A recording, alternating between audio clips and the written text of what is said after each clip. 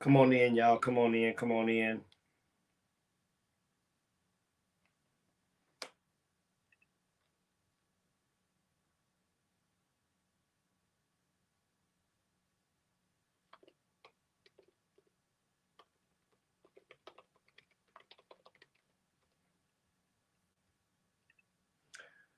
Come on, come on, come on. We got a lot to talk about today. We got a lot to talk about today.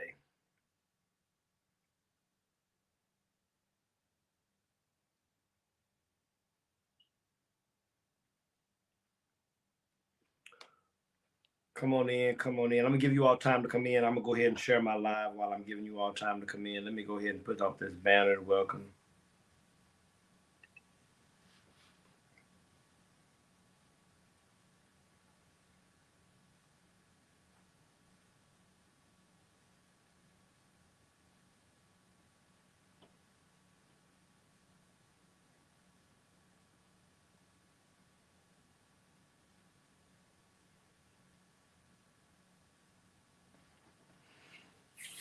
Come on in, come on in, come on in. I'm hot today, y'all. I watched this Love Is Blind reunion, and I'm clearly in the minority position today. And we're not gonna get too far into Love Is Blind, but I'm gonna let Love Is Blind be the kickoff to what we talk about today. Cause let me tell y'all tripping out here in these social media streets. Well, come on in. I'm gonna let y'all come in. Let me give people time to come in. Let me go ahead and share. Let me encourage you to like and share. Let me go ahead and share.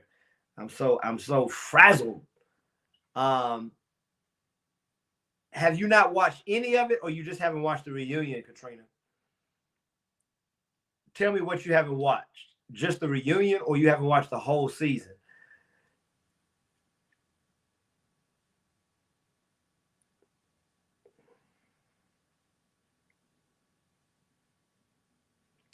All right. I'm going to like and share.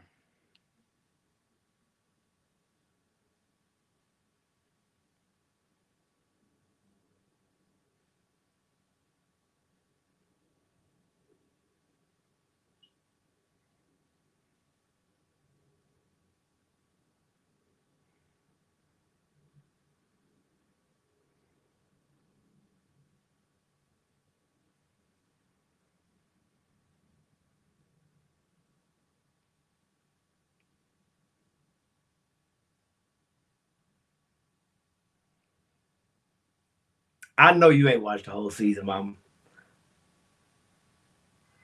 You need to. It's a great show. It's a great show. It's a great show for a very interesting and intriguing conversation. Um,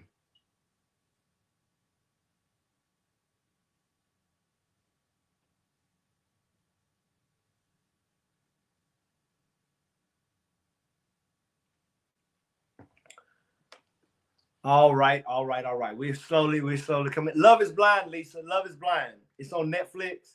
It's season six. Season six just ended last night with the reunion, and people are hot. They hot around here, and I'm hot too, but I'm hot for different reasons. I found myself the sole person defending one character on the show, and so it brought me honestly, it brought me to some thoughts about what it means to be human. What it means to be human. Has anybody here yet watched Love Is Blind? Anybody on here yet?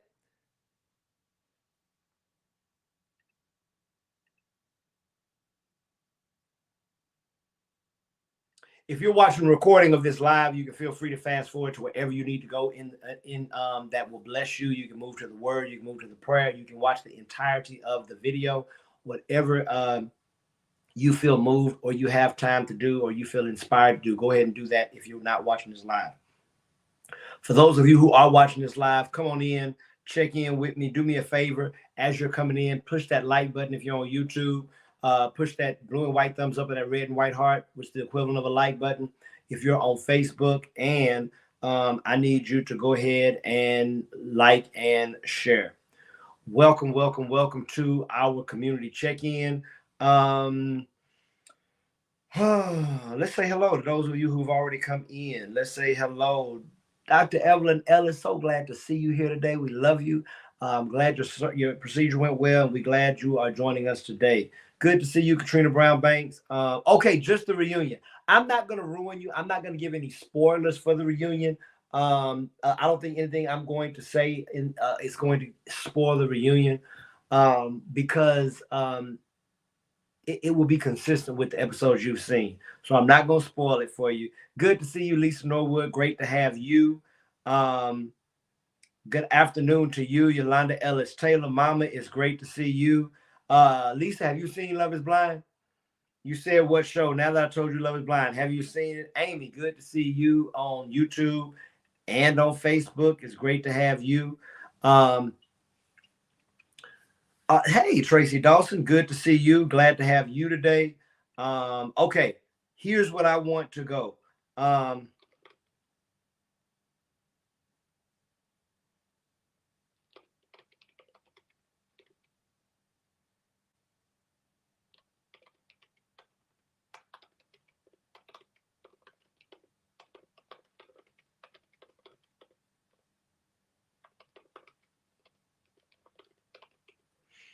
Here's the question of the day. Let's go ahead and jump into the question of the day, and here it is.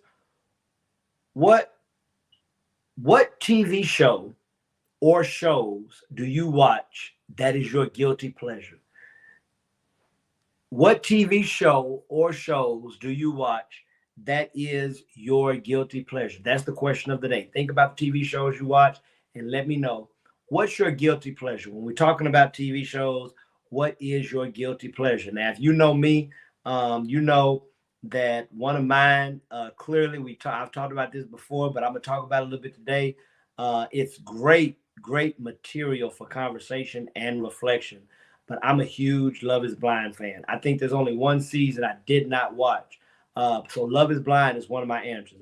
I'm a big Love is Blind fan. Um, I've done reality TV before. I used to be, when Real Housewives of Atlanta came out. I watched the first few seasons. I was loyal. It just kind of fell off for me, and I've never been able to get it back. But um, I'm a huge Love is Blind fan, and that is my guilty pleasure. I keep up with it. I watch it. I talk about it. Y'all, I'm in Facebook groups. I'm in Love is Blind Facebook groups. So it is, I love the show.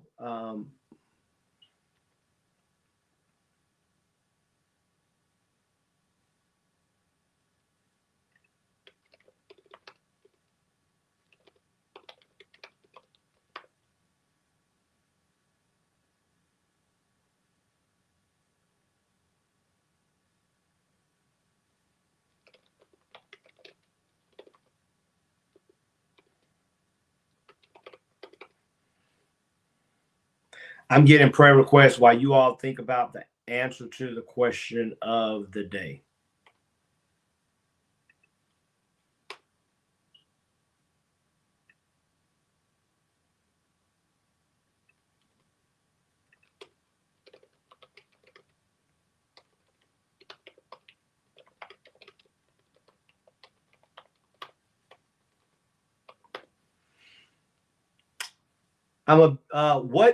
What TV show or shows do you watch that is your guilty pleasure? What TV shows, that's soap operas, whatever reality shows, what do you like to watch that is your guilty pleasure? That's what we're talking about today. Let's go ahead and start looking at some of these answers. My first answer is, hey, good afternoon, Michelle Gordon, good to see you. Boyd Harris, if I didn't say hello to you, good to see you. Mama, you watch Married at First Sight? I'm a Married at First Sight guy. I watched Married at First Sight. Okay, here we go. Love is Blind and Too Hot to Handle. I think I've watched Too Hot to Handle, but as you all know, huge Love is Blind fan.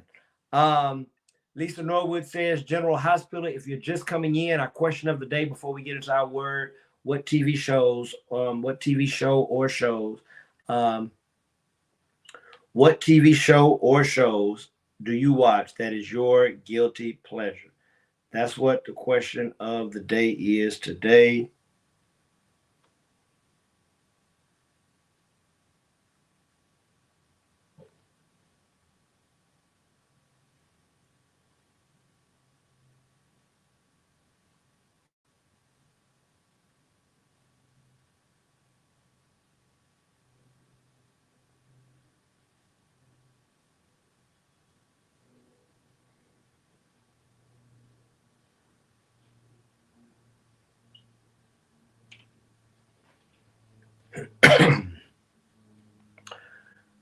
All right, let me get back in here. Get these answers to the question. We got, I think I showed General Hospital. We're talking about guilty pleasure TV shows. Boyd Harris says, God friended me. That don't sound like a guilty pleasure. That sounds like a wholesome show, Boyd. I've never heard of that. I gotta look that up. God friended me. Here we go. Bridgerton. I'm a Bridgerton. I've watched all the Bridgertons, Dr. Evelyn Ellis, and Home Channel. Okay, I don't Home Channel. I don't Home Channel. Ebony Dixon says, I don't have any guilty pleasure TV shows. You got to get some. Oh, Ebony, listen, you and your husband ought to watch Love is Blind. Season 6 is good. Any season is good. Love is Blind. I highly recommend couples to watch it. It's food for great conversation. As you see, you're going to see several Love is Blind people here today. So I really recommend, but I love YouTube channels geared towards celebrity hot topics. Okay, that's guilty pleasure. I like that. Gerard Johnson, good to see you, man. Hello to you. We're answering this question. What TV show or shows do you watch that is your guilty pleasure? Michelle Gordon says General Hospital, Master Chef, Top Level Chef, Sisters, All the Queen's Men, and Hell's Kitchen. Okay, I like all the food. The food stuff is that, I don't know if that's ratchet TV or mindless TV, but I like it. I like the answers. Michelle Gordon, thank you so much. I have your prayer list. My mama says her guilty pleasure show, Married at First Sight. Okay, I like that. The Equalizer with Queen Latifah, Tracy Dawson says, I like it. Lisa Gonzalez, it's good to see you today. What TV shows or shows do you watch that is your guilty pleasure? Amy Coward says, Sisters, All the Queen's Men, ruthless reruns of God Friended Me. I've never heard of this show. This is the one show y'all are bringing up that I've never heard of. I've got to look it up. I'm going to Google it. And then Lisa Gonzalez says, Love is Blind and Married at First Sight. Okay, I like it. I like it.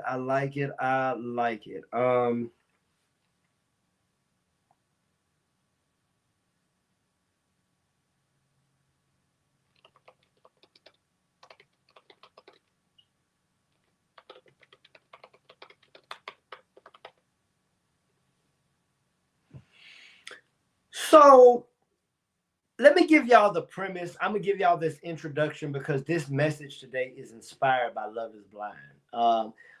Lisa, are you caught up? Have you watched the reunion? If you've not watched it, I'm not giving any spoilers to the reunion. But if you've not watched the show, I am giving spoilers to the show. Y'all, the season's over. I mean, we didn't have what, 12 episodes, 11, 12 episodes, and y'all haven't been in here yet. So we're definitely going to do some spoilers today. If you've not watched Love is Blind, and this is not the episode for you, but if you've not watched the reunion, which just came on last night, I'm not going to spoil that. Mario 14, The Amazing Race, guilty show with guilty pleasures. I like this. I want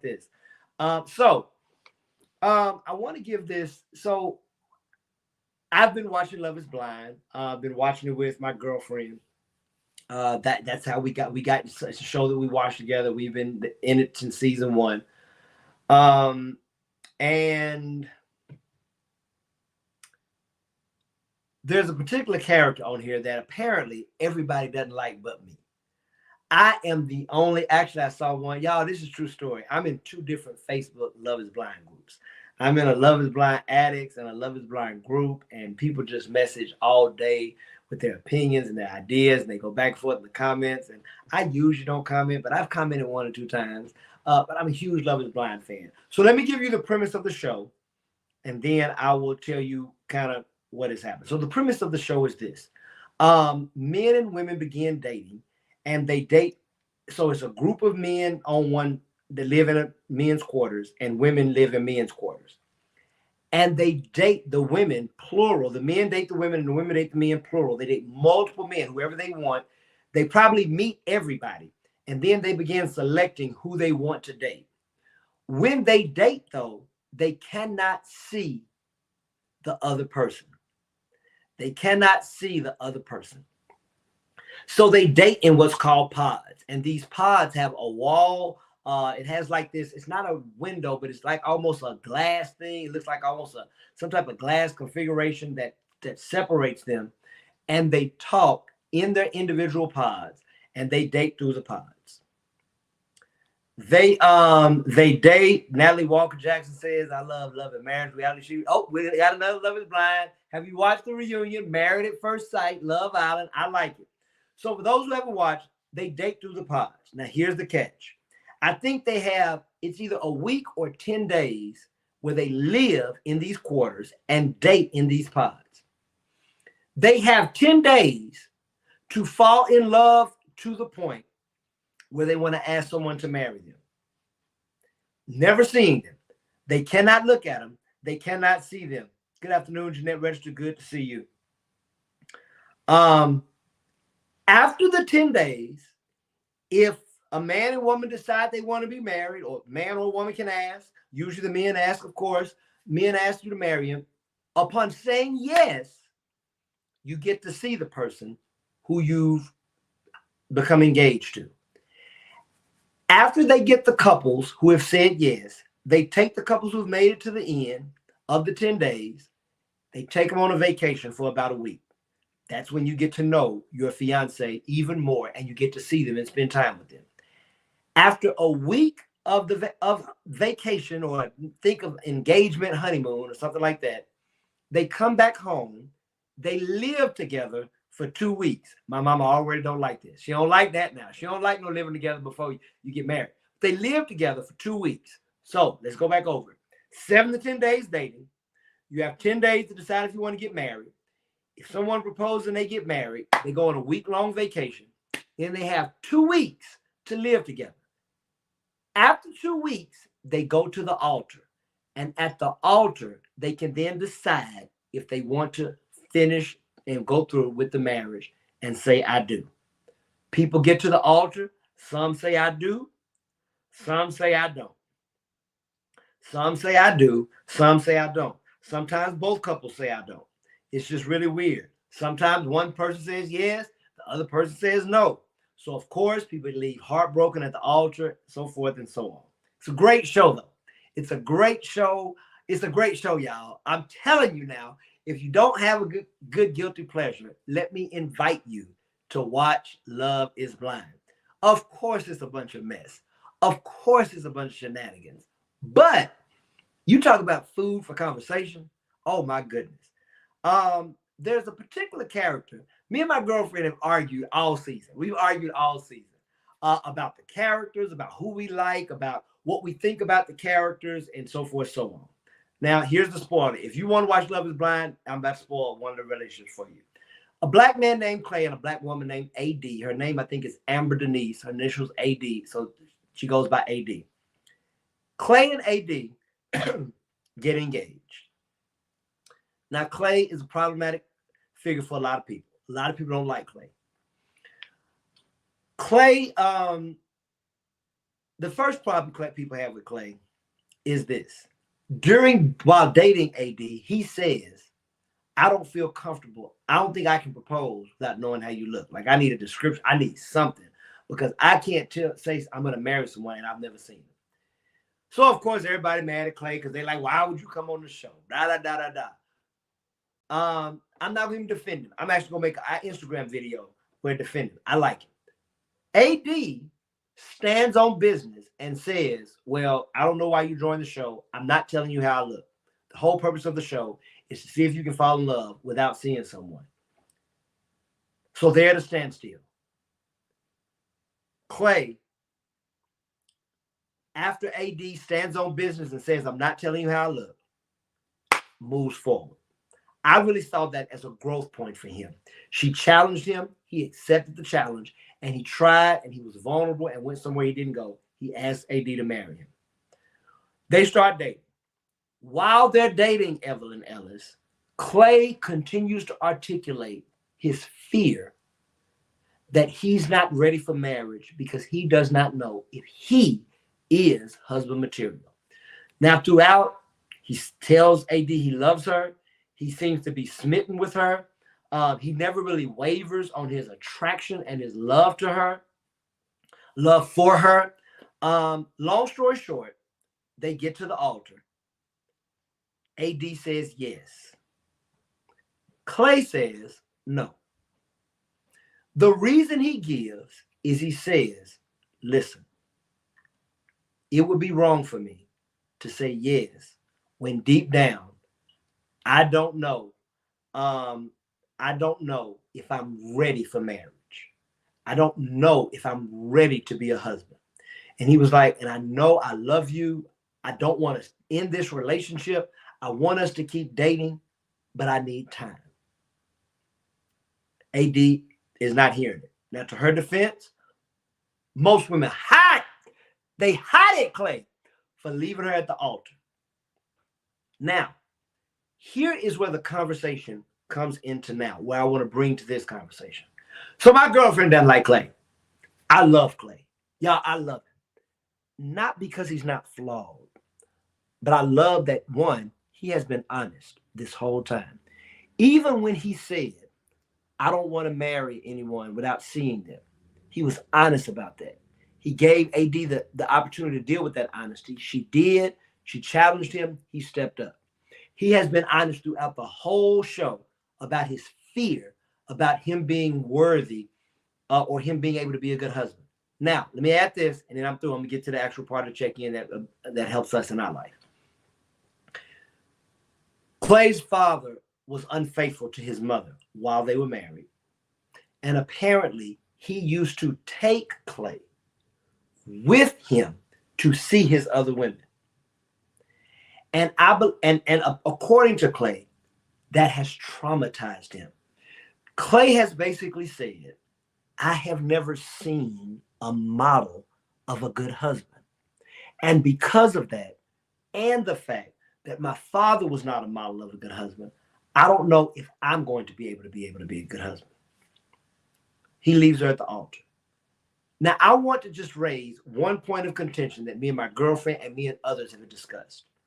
Some people believe that Clay was deceptive in that he knew the whole time he didn't want to get married. And he was tricking AD by telling her how much he loved her and telling him how much he wanted to spend the rest of his life with her and all that. But he ends up saying no, based on the doubts that he always had. Here's where I am. And of course, I got the mic and I got the stage, so I get to get the time. Because I know it's probably some of y'all who watch Love who don't like Clay, and that's fine. But here's what my push has been to my girlfriend and to others. It is 100% possible that you can love someone deeply and doubt yourself greatly. I could be wrong, but I don't think that Clay has intentionally deceived AD. I really think Clay has deeply struggled with himself.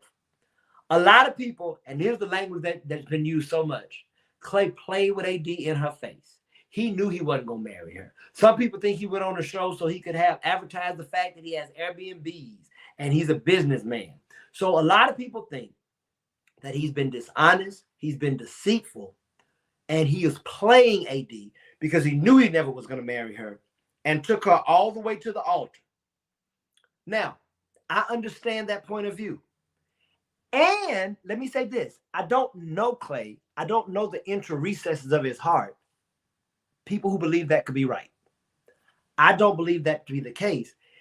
And here is what I am saying. Amy said, here's a typical answer. He knew that struggle before getting her hopes up.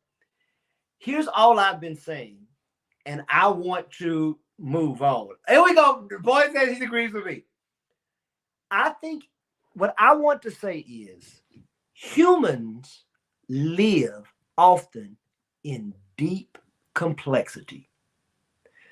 There are sides of us that war with each other at the same time, and it can cause us to feel two totally different things that seem like they oppose, but somehow they can operate in their mind. Let me give you an example.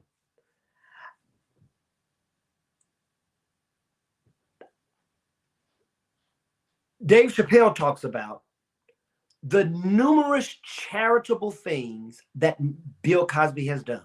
And I mean, y'all know, if y'all know me, y'all know I'm a huge cancel Bill Cosby fan. I don't agree with abuse, rape, anything. But I'm using this example because I do think Dave Chappelle makes a point. I believe that Bill Cosby, at the same time, can have a deep love and affection for humanity and a gross inaffection, if that's even a word, for women.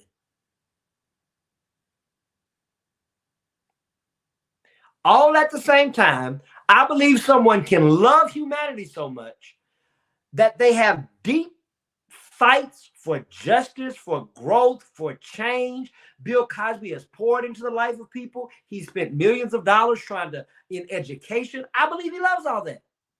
And in that same man, with that same huge amount of love for humanity, is a man who clearly is vicious, abusive to women. Now, I want to go scripture with you all, because one of the realities of being humans is to be deeply complex. We can have huge virtues and deep vices at the same time. I'm moving from Love is Blind, and now I'm talking to you. One of the biggest struggles we have, isn't that what happens when our heroes fall and we see someone who can be so great on one hand and so flawed on the other? And what I want to tell you today is that the complexity of humanity sometimes bring us to places. Okay, y'all, everybody talking about Clay. Let me just give one answer. Seems like that was a personal boundary Clay struggled with, which is why I said it. Okay, here we go. Why did he go on the show if he already knew the rules would be a big challenge? He wasn't ready to be a contestant for that show, given his views. So here's the thing. I think that on one hand, he had these huge blocks and doubts. On the other hand, he was very attracted to the possibility of finding love, even if he didn't think he would find it. I think at the same time, Lisa, we can deeply hope and deeply doubt. I really believe that he went on the show hoping. Now, he says, I didn't even think I was going to fall in love, but I wanted to give it a try. And through his experimentation and dating with AD, and he said this, AD brought me to a point that I didn't think. AD brought me to a point that I didn't think I could get to. I think this is true. Now, here's that's hilarious. You're so wrong. I know where you're headed. That's hilarious. Evelyn says life is too complex to watch shows like this. So now, what I want to argue is that outside of this show or other people, you all have accepted that humans can be complex. Because this is not only a human reality, it's also found in the Bible. Can I turn with you to Romans chapter 7? Romans chapter 7 says, for we know that the law is spiritual, sold into slavery under sin. And listen to what Paul says. I do not understand my own actions. Listen to what he says. For I do not know what I want, but I do the very thing I hate. Ask anyone who's ever had an addiction, and they'll tell you they understand this. Listen to what Paul says. For I do not know, he says not know. For I do not do what I want, but I do the very thing I hate. Listen to what he says. Now, if I do what I want, I agree that the law is good. But in fact, it is no longer I that do it, but sin that dwells within me. For I know that nothing good dwells within me. That is, in my flesh. I can will what is right. I can want what is right. But listen to what Paul says. But I cannot do it. For I do not do the good I want, but the evil I do not want is what I do. Now, if I do what I do not want, it is no longer I that do it, but sin that dwells within me. So I find it to be a law that what I want to do, when I want to do what is good, evil lies close at hand. For I delight in the law of God in my inmost self. But I see in my members another law, and I love this analogy, at war with the law of my mind, making me captive to the law of sin that dwells in my members. And then listen to what Paul says. Y'all know what he says. If it was the King James Version, he says, "Oh, wretched man that I am. Who will rescue me from this body of death? Thanks be to God through Jesus Christ, our Lord." Now, on one hand, we read this text, and it's clear that Paul, who is most people believe is the author of Romans, probably needed therapy. But what he points out in this text is that humans can both want and do completely opposite things. I'm not telling you to like Clay. I'm not telling you to like anyone who you've fallen out of favor with. But what I want to push today is, I want to first of all push the complexity of humanity. I believe in the Bible, there's no better passage that grasps how complex it is to be human. As someone who is chronically unfaithful, I believe people can be deeply in love and chronically unfaithful. I believe people can want to be the best, can want to get off of drugs, can want to get off of alcohol, and stay addicted. People, humans, are deeply complex. Now, because humans are complex individually, I also think humans are complex collectively. So I believe humans wrestle with varying degrees of this complexity. I believe there are some people who do not war with themselves as deeply as Paul. I believe people can want to lose weight and continue to eat bad. I believe people can want to be healed and get rid of their diabetes and get rid of their heart pressure, get rid of their hypertension, and still eat fried foods. Why? Paul talks about it. And if you've been human, you've experienced at some point or at some level a deep level of, and listen to this, contradictory complexity. One of the things I want to push today, love is blind to sight, is it is important, I believe, for as humans, us to accept that we can be complex and contradictory figures. In the same person can be deep virtue and sordid vice. In the same person can be passionate love and uncontrollable rage.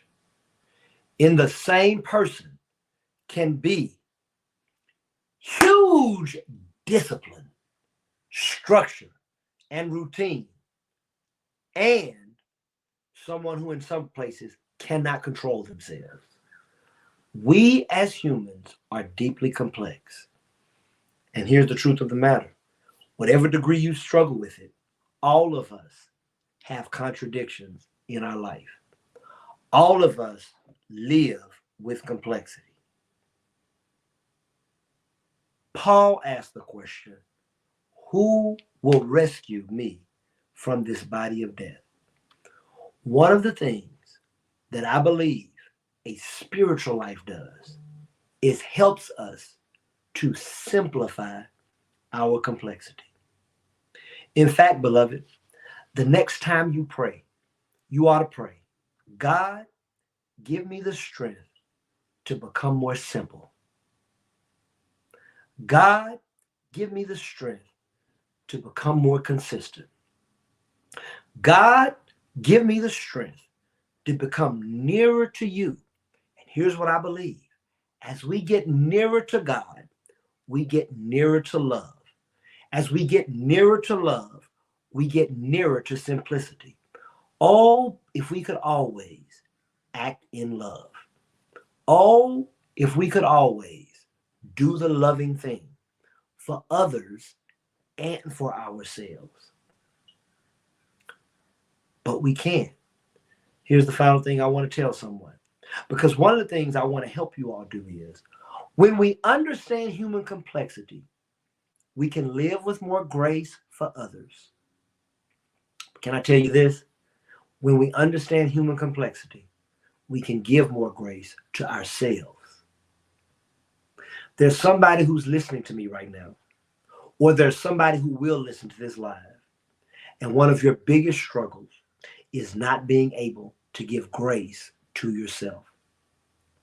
You've not been able to give grace to your complexity.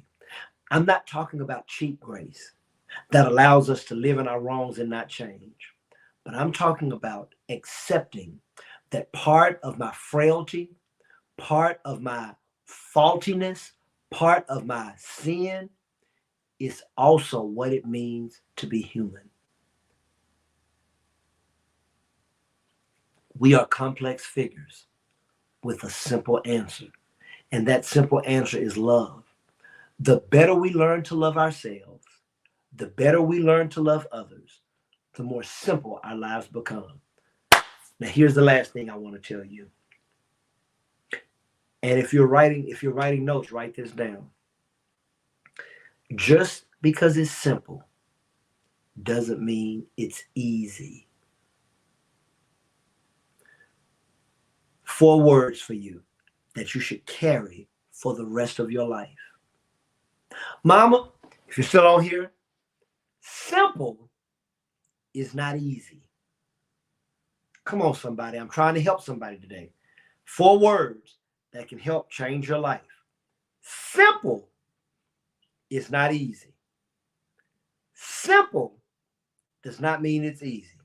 You all, eating well and exercising, simple.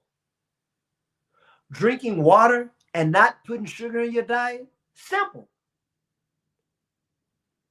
But simple is not easy. Forgiveness, letting go of the rage you have about what someone's done because you know you cannot change it, you cannot undo it, you cannot erase it. And so it makes sense. The simple answer is to forgive. Forgiving is not letting them off the hook. Forgiving is getting them off of the hook of your heart. It's simple to forgive. Simple concept. But it's not easy. For those of us who have problems with our budget, saving money, not spending what you don't have, simple.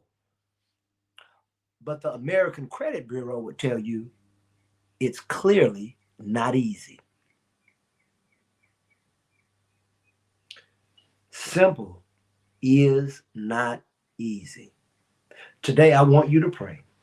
I want you to pray. God, help me to become less complex and more simple, even when it's not easy. God, help when the complexity of, and I'm not talking about any complexity. I'm not talking about the complexity of like a Renaissance man who has different interests, or Renaissance woman who likes to paint and likes to hike and likes to read and likes to do business and be an entrepreneur. No, no, no, no, no. I'm talking about contradictory complexity. God, help simplify the contradictory complexity in my life.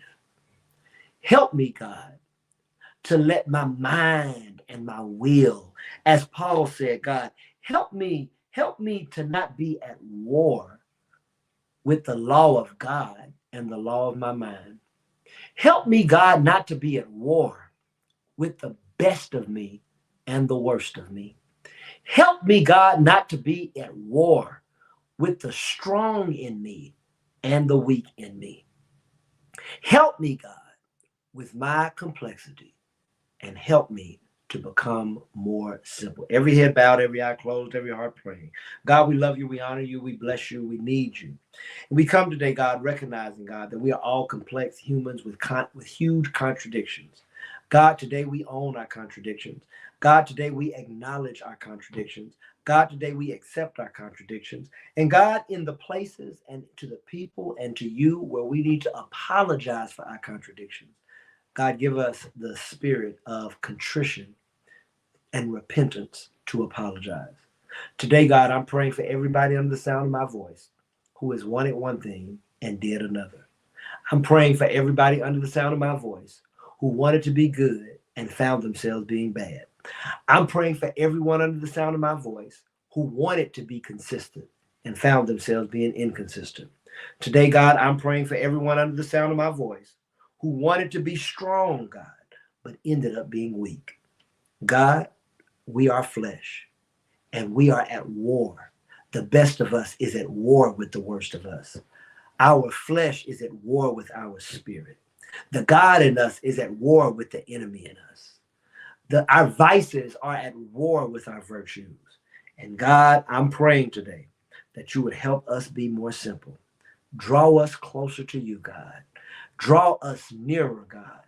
Nearer, blessed Lord, to your love. Draw us nearer, Lord. Nearer, blessed Lord, to your will. Draw us nearer, God. Nearer, blessed Lord, to your way. Draw us nearer, God. Nearer, blessed Lord, to your works. God, I don't just come praying for myself, but I come praying for everybody who's on this line today. And I come praying for all those we've called by name. Today, God, I lift up Michelle and Brian Gordon and Michael and Kelly Meadows, Lakia Jones and Peyton, Noah Nash, Paris and Retrende Manyweather and family, Denise McNeil and Sharice Davis and their families, Brian, Cynthia, and Javante Risper and Arthur Risper Jr., Archie and Audrey Davis, Christian Robert Frazier, Erica and Anaya Fielding, Gloria Robinson, Allison and Felicia Holmes, Dee Dee Holmes Wickfall and family, Raiden Matthews, Ronald and Latoya Stokes, Tracy White and family, Victor Weddington, Sandra Andrews and family, and Zoe Hurd. God, today I come lifting Heather Manley, James Walker, and Tracy Blackwell. I come lifting Patricia Perry, Patty Perry, and Julie Huang. I come lifting Joy Treadwell, Craig Epps, Haley Butcher, Keandria Timmons, Elrika Jackson, Albert Lewis, Carol Holmes, and June Nicholson. I come lifting today Amy Cowherd, Boyd Harris, Jason Sylvain and family, Dina Self, and all those who will be hiking this weekend, LaRon and Tori White. God, for any name I've missed, I come asking, God, that in your omniscience, you would touch, you would anoint, and you would bless. And God, I come praying, God, that you would be what we need. God, I come praying that you would make us more simple. I come praying that you would make us more great. I come praying that you would make us better. God, help us live into our potential. Help us walk into our destiny. Help us stay on our path. And God, help us, God, to make a choice, even one choice today, that will be for our better. God, as you continue to be who you are, I also want to ask your forgiveness.